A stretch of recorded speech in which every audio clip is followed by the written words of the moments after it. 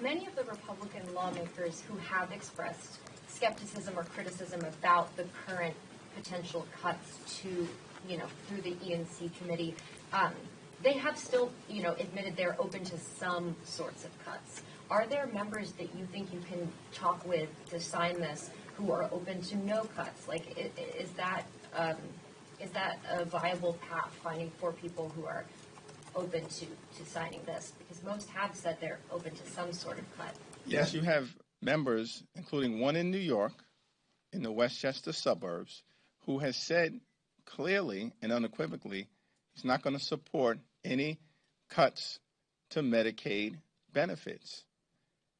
Well, the easiest way to make sure that happens is to sign this discharge petition so that there's an up or down vote on the hands-off Medicaid and SNAP legislation, which takes an existing law, the 1974 Budget Empowerment and Control Act, with an existing provision related to Social Security, and simply extends that to Medicaid and SNAP. Can I just say something? I guess I'm getting a little angry. We're talking about Medicaid cuts, right? And we're saying you're no longer going to be eligible for your health insurance. What does that mean, right? It means I can't go see a doctor. I have to go to the emergency room if I get sick. And then what happens, right? That becomes uncompensated care. That person gets sicker. Ultimately, the federal government ends up paying more, and you have a sicker society. We're talking about real people here and real lives. This is just, they can play all the numbers they want and say this is what this adds up to. The bottom line is it's going to make this country sicker, and it's going to mean more cost to the federal government or the state or to the other people that have health insurance. They're going to have to make up the difference for the uncompensated care.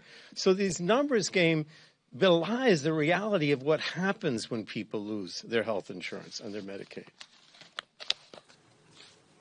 I just wanted to mention, since rural development falls into the jurisdiction of the Ag Committee, folks are very concerned about the outsized impact in rural communities across our country to these Medicaid cuts, because a higher proportion of folks who live in rural communities across our country have Medicaid as their primary coverage. And so we are seeing inside our congressional office and inside the committee a revolving door of healthcare organizations coming through to tell us that there is going to be a drastic impact on rural hospitals if, in fact, these Medicaid cuts come through. And it's going to cause not just cuts to Medicaid folks, but all healthcare costs are going to go up, as Frank said, if Medicaid is cut by $880 billion. And in a scenario where we're literally talking about cutting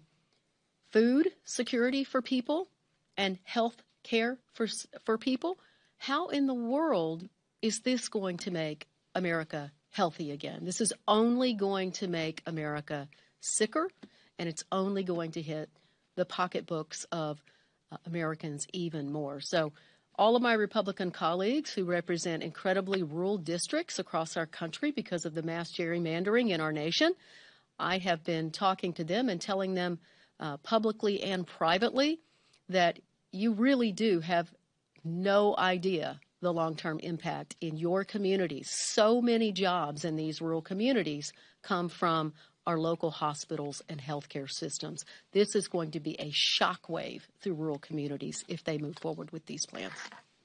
Thank you. Last question. Yeah, I just want to